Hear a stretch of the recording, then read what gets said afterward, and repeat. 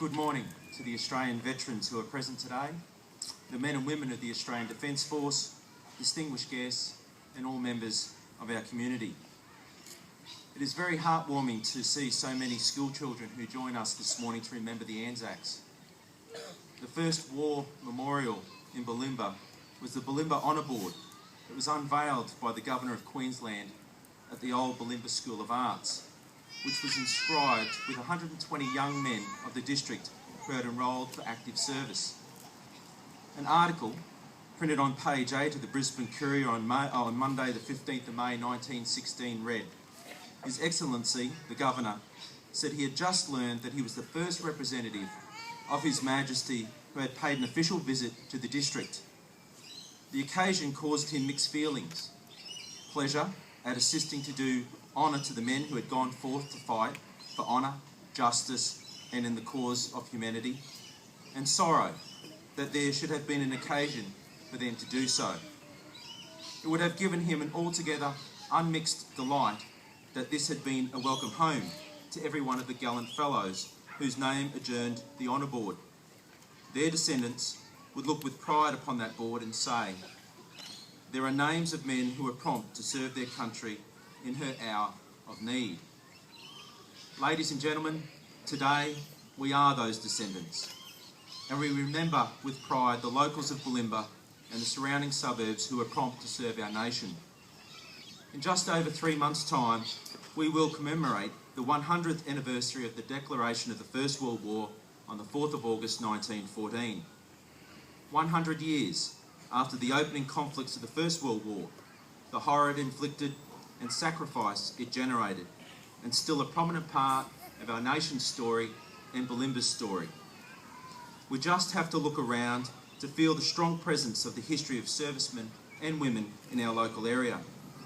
Their service, loyalty and spirit have strongly woven itself into the heritage of our suburbs, underwriting their character. It is recorded that the chairman of the Welcome Home Committee in 1919 outlined that 499 men had enlisted from the then Balmoral Shire, of whom 366 had returned, 63 were still away, and very sadly, 70 had been killed in action. Names of some of these men include Gilbert Galloway of Princess Street, Bulimba, who enlisted with the 2nd Light Horse. He was wounded in France on the 21st of August 1916 and was again wounded on the 16th of August 1917. Or James Young, a 19-year-old storeman from Bulimba Street, Bulimba, was killed in action on the Gallipoli Peninsula on the 29th of November 1915. John Grayson of Church Street, Bulimba, who joined the 25th Battalion AIF, who was killed in action in France in August 1916. Thomas Orford of Duke Street, Bulimba, Alexander Wright of Key Street, Bulimba, Gillam Watson of Russell Street, Morningside, Thomas Allen of Bennett's Road, Norman Park, Joseph Harold Auld of Oxford Street, Bulimba, or Joseph Henry Lamb of Malcolm Street, Hawthorn.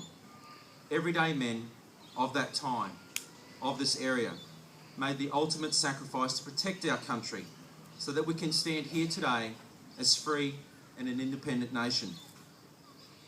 It's important that their memory lives on for generations to come, and I would like to congratulate and mention the great work of the Bulimba Historical Society, who have collated significant amounts of historical information and stories on these servicemen and women.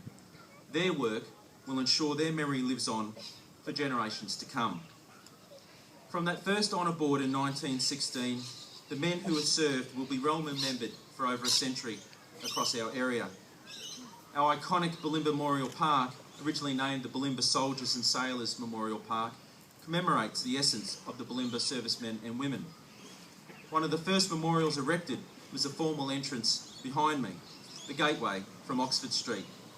And this pillar before us is dedicated to those who served from the Bulimba district in the Great War.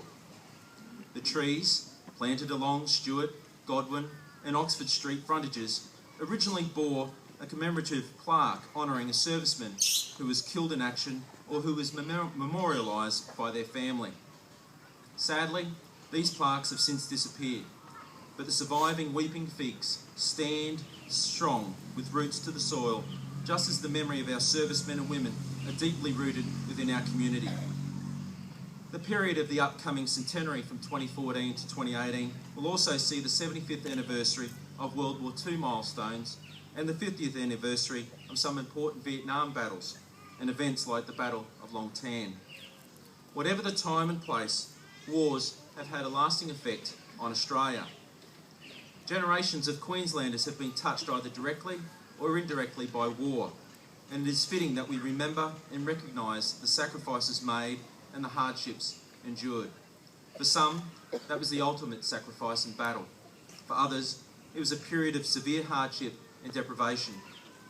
Those who preceded us in this area have played a part in supporting Australia's involvement in many conflicts, and today we acknowledge and thank them.